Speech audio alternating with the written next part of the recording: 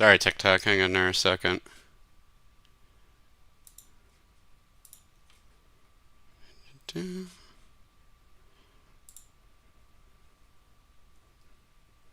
Okay, we're live, cool. Sorry guys, I'm using a new streaming software, so I wasn't sure if it would just go live straight for me, and it looks like it will.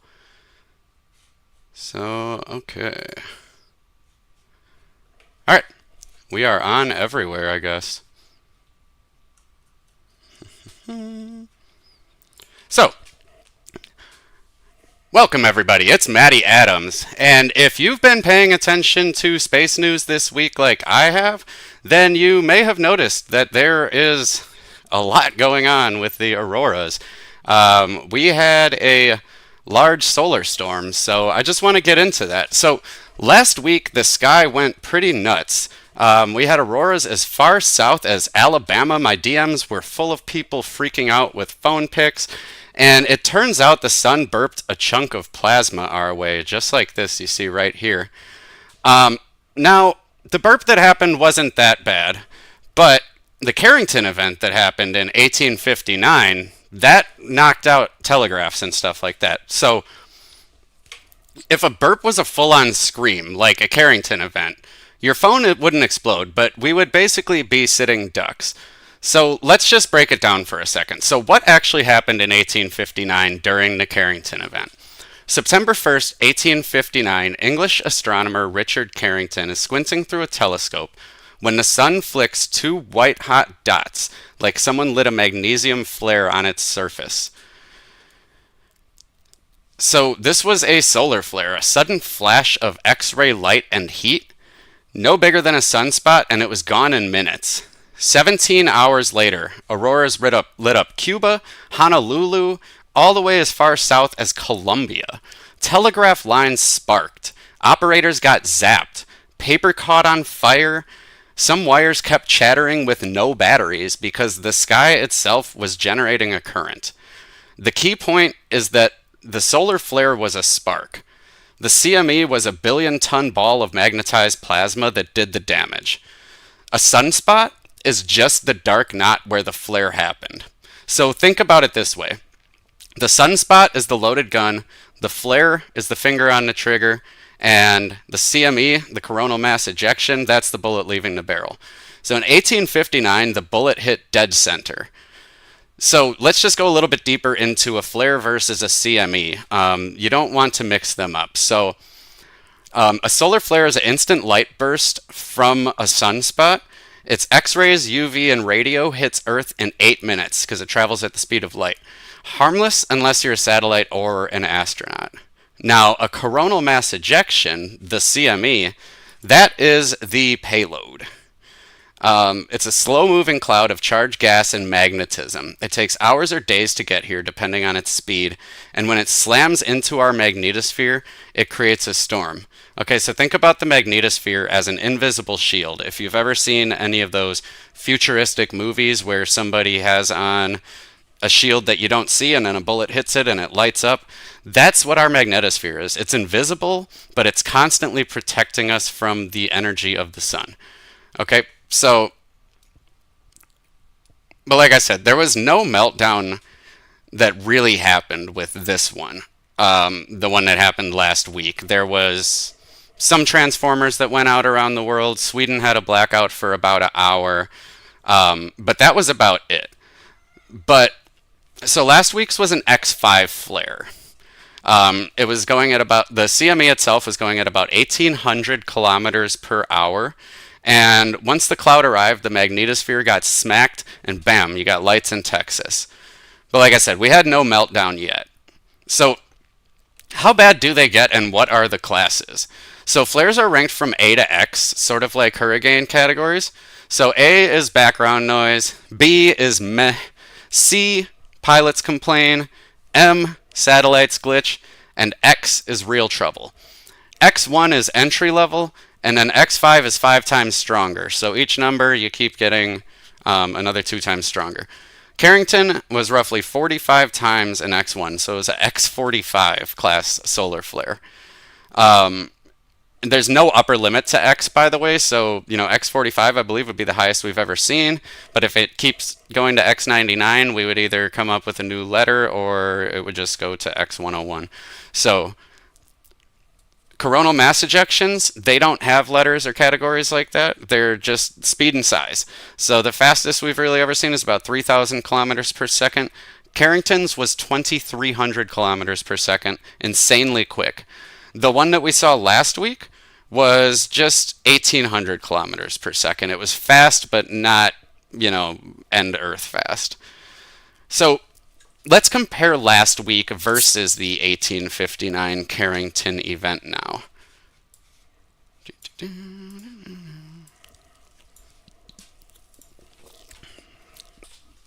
So, November 11th through 12th, like I said, it was an X5 class flare.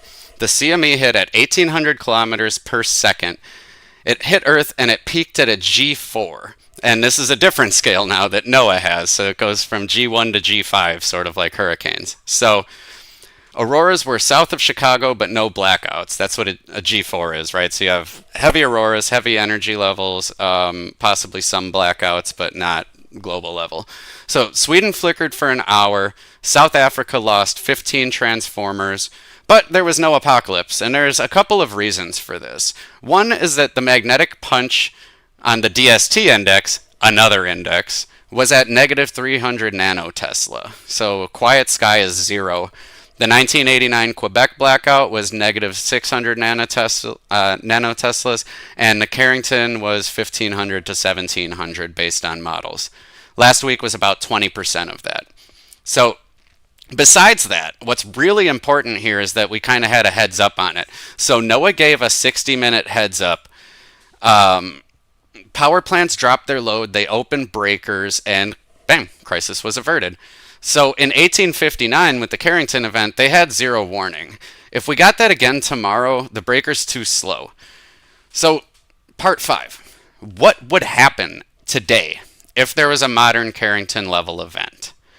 Alright, so if there was a direct hit of a Carrington-level event on North America or Europe, the grid, we would have 300 to 400 extra high voltage transformers fry in minutes. Each of these is about 250 tons. They're built in Korea or Germany, and they have a 5-year wait list, and that's when the world is working great and wasn't just blacked out by a CME. The East Coast, Midwest, Ontario, Quebec would be dark for months, possibly years. And that's if society doesn't kind of totally collapse while this is happening, guys. So, if there's a blackout everywhere, there's a chance that we really never recover. Like I said, when I was chatting about it with AI and stuff like that, it's like, oh yeah, we'll recover within a couple months or a couple years. But like I said, I don't think it's considering the human element that you would have like collapsing governments and a free-for-all, and we'd probably actually launch ourselves into a new dark age. So this would cost, like I said, this is at least $20 trillion, but I mean, it would be way more than that. 50 to 90% of our satellites that are in high orbit would be toast. And that's another thing actually that SpaceX does with their Starlink satellites. So before this last solar event, they actually brought their satellites into a lower orbit to bring them a little bit under the protection of the magnetosphere a little bit more. So like I said, having that lead time could help save some of our satellite systems. We might be able to drop some of them into low orbit. But our phones would basically become GPS-less bricks. Airlines, polar routes would be shut. We'd be running manual routes and burning extra billions in fuel per month. All of our food and water pumps need power. So if you're living in a city like Phoenix or something like that, in 3 days your taps are dry. New York, maybe 2 weeks on gravity tanks, and then you have nothing. And then obviously, like in the U.S. versus Europe, it would be different because rural India, sub-Saharan Africa, they're mostly off grid already. So they would actually maybe be able to deal with it a little bit better than us. They would just be back to their kerosene burners, slower life, but they would have less pain because they're not as dependent on technology as us. But like I said, the US and Europe, we're wired coast to coast. People depend on technology constantly and can barely drive to work without a GPS. So, I mean, think about it, guys, right? GPSs go down. How many of your friends' phone numbers do you have saved? How many of your friends' addresses do you have saved? How many people would you actually realistically be able to get in contact with? Or would you just start freaking out? I mean, I know me, I would try to get in touch with my family and everybody and try to gather at one place. But yeah, so I think that's why it's important to always make sure that you're learning stuff, that you're able to do things by yourself, and that even though as technology gets better, that we still foster some independence. And that's why I like to write. That's why I like to create things and do things on my own. When I drive places, I like to not use the GPS a lot of times just to make sure that I'm using my natural sense of direction. China, they're dependent on technology too, but they would probably be able to rebuild the fastest because they have kind of the best industrial base right now. Russia's old Soviet grid would probably shrug it off for now. But yeah, 10% of transformers have surge blocks, but most of them are 1960s wire on wooden poles. So the odds of something like this happening in this solar cycle, a Carrington event, would be about 1 in 8 before 2030. If we track it better, we might have a 30-minute warning or so, but it's not enough time to unplug the whole world. I tried making a demo of this in Universe Sandbox. I was trying for like 3 hours. They don't have a built-in way to do it. So I was trying to make a dust cloud and make the dust cloud bigger and hotter, and then it just started compressing into an asteroid, and it was a whole annoying mess. But I thought it would be fun. So we'll take a look here at a couple of different models, and then I wanted to do something kind of fun at the end. We're going to take a look at some pictures of the Aurora Borealis on X and Facebook, and we're going to play a game called Is It AI or Not? Because even when I was just prepping for this, I realized that a lot of these images are super fake, and I also realized that real auroras almost look like AI, so it's really hard to tell the difference. I think that will be pretty fun. So, to summarize, if a Carrington event happened today, we would be hardened in some areas, but really it depends on how bad people would freak out in developed nations. It's possible that if there is a severe freak out, people have no way to get food and water and stuff, you have severe panic, and then you essentially have a civil war, and the theoretic time that it would take for a country to recover then all of a sudden doesn't really matter, right? And also, just another quick bit of news I wanted to just kind of throw in at the end is that Falcon 9 just launched Sentinel-6B, so this was a SpaceX mission. So this is going to be another ocean eye. It's a super, super detailed satellite that's going to be measuring ocean depth by the millimeter. It's going to be replacing another old satellite that did the same thing, but this one's going to be a lot more accurate, so this is going to help us with tracking the rise of sea level. So, all right, let's play a game called AI or Not. I want you guys to participate in the comments if you can. This definitely looks at least touched up to me, like super fake. The original image may be real, but it's been so touched up or edited that you can't tell anymore. What do we think about this? Real or fake? I think this one's real. Lots of exposure, though, to get the stars in the background. And what do you guys think? Let me know down in the comments. If we had our grid wiped out by a Carrington-level event, what do you think would happen? Would we be all right? Maybe not. So I don't think we would be okay at all. I think we'd be really messed up. I think I think people wouldn't be able to handle it. And like I said, that's more of a result of our dependence on technology, not necessarily a result of the actual action itself of the grid being wiped out, right? Um, like I said, countries like the US and Europe might just fall into complete darkness and then get taken over by the more resilient nations that aren't as dependent on technology. I think this one's probably real. There's some blurry faces here, but that's probably because they had to do long exposure times. That's another interesting thing is when you're taking images of the sky, you really do have to do long exposure times. So it's never going to look exactly realistic. What is this? Interesting. I think these are real. But we're going to scroll down. I saw some really super fake looking ones. Like this. Come on. I feel bad even giving these guys the clicks. But there's just absolutely no way that this is real. And again, they probably took a real images of northern lights and they said something like make it look like a rose or something like that. I've seen a really similar image where somebody took red sprites and made them look like jellyfish. So it looks similar enough to the original image, but definitely not real. I'm not even going to comment. I already clicked on it. I already gave them too much.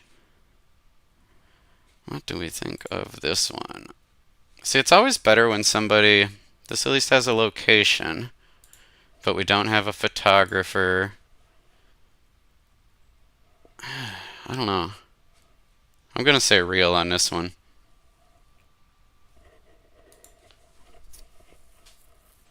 Hey, I know this guy.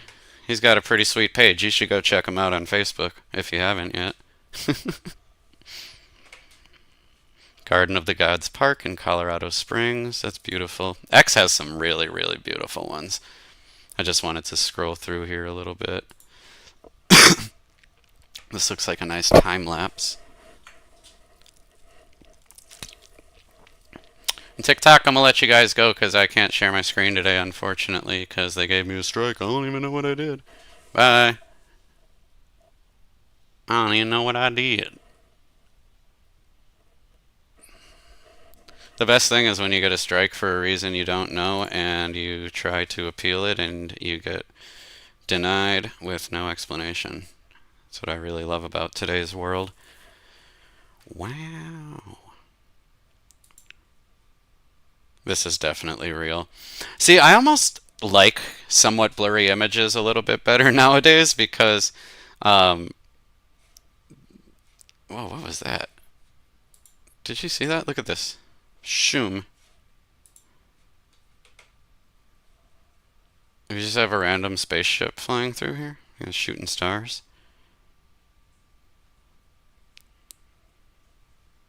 Interesting.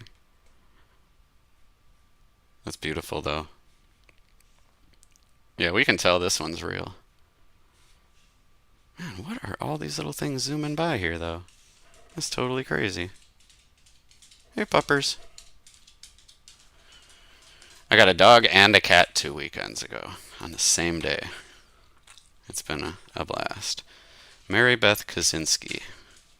Watching the whole... We just watched that one, I believe. Oh, this looks like a composite. Interesting. So yeah, I'm gonna go with... I think this is fake. This is at least touched up for sure. I don't know what's going on there. This one's cool though. Taylor Schlitt Photography. I would recommend checking that out.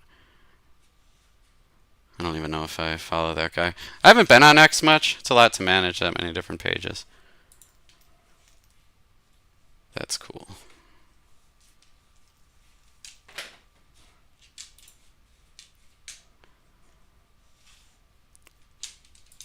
Got some light auroras with the sun still up. The American flag. America. Very nice. This is so fake. Definitely. Made by Sora AI. The sad thing is, or the scary thing, whichever way you want to see it, is AI is getting so good, man. It's hard to tell. It's hard to tell if an image is lightly touched up or if it's completely fake. Just have no idea anymore. No idea at all. Absolutely beautiful. See, and this person reshared this one too, which I don't know. I'm gonna need you guys to help me weigh in on this. I bet you if I could copy it and probably upload it to Grok. Isn't it sad that you need AI to tell you if something is AI anymore? Let's see what AI says. It knows itself. Yeah, Aurora colors are way too saturated and perfectly swirled. I don't think I've ever seen this dark magenta before either. Trees in the foreground are... Oh yeah, that's a good point. These trees are like all in a perfect row. The trees are actually the biggest giveaway. I don't know how I wasn't really looking at those. Yeah. Boo. Oh, and by the way, if you're tired of seeing AI stuff, I don't know why on Facebook there's no option to just mark it as AI, but you have to hit like report. I don't want to see this. And then you can hit mark as AI. I don't know why you have to do it that way, but I don't know if Facebook actually does anything about it or if they care. Who knows? Who knows? I don't work there. All right. Real or fake? Fake. Come on. I don't know. Every time I think I know. I do think, yeah. I think this one's real, and you're actually getting the reflection of the purple lights off the ocean. This looks real too, yeah. Yeah, I think these are just super sharp images, maybe touched up a little bit. Beautiful, beautiful, beautiful. Wow. I don't know. Send me your best Northern Lights pictures if you want to. You can send them to me on Facebook or email them to me at maverickmethodology@gmail.com. Oh, wow. 2 ospreys. Actually, I saw a really cool one. It was some reindeer. Let's see if I can find it.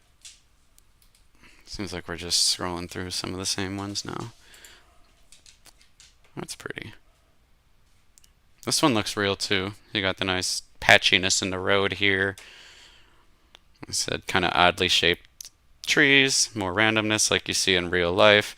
I said I don't think AI would be as good at creating the patches of snow on a road like this either, so I'm going to say that one's probably real. Let's see what else we got here.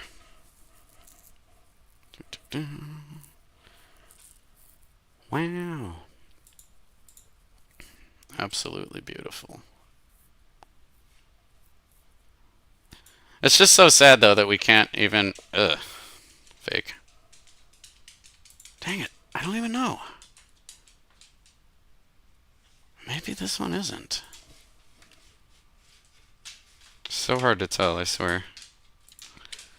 It's a tough world that our kids are growing up in. If you're watching, comment your age and comment if AI images irritate you or not. Yeah, this is super fake. I don't think you'd see these colors just streaking together all weird like this. I don't know. I don't like it. Oh, of course, heart, heart, heart, heart, heart. That's why generally on my Facebook page, I'll never share anything unless I see the name of the artist. If it's properly credited, it says what lens they used for it and everything like that. Look at this. What is this, a watercolor painting? I think that was one of the first ones that we looked at. Alright, but anyways, I hope you guys had some fun today talking about solar storms and auroras. Tune in next week. I'll be here again Tuesday. We'll do some more simulations, do some more news, whatever's happening in outer space and science. Let me know throughout the week what you're interested in and what you want to talk about. Like I said, drop down in the comments below what you think a Carrington event would do, if humans are prepared for it, if we're mature enough to deal with it, what we should be doing to harden our grid, and things like that.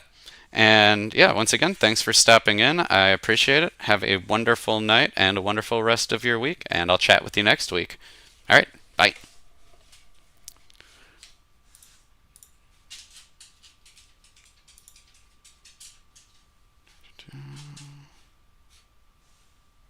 And I'm using a new software, and I don't know how to end my stream yet. Do do do do do do do do. How the heck? Oh, there we go. Off, off.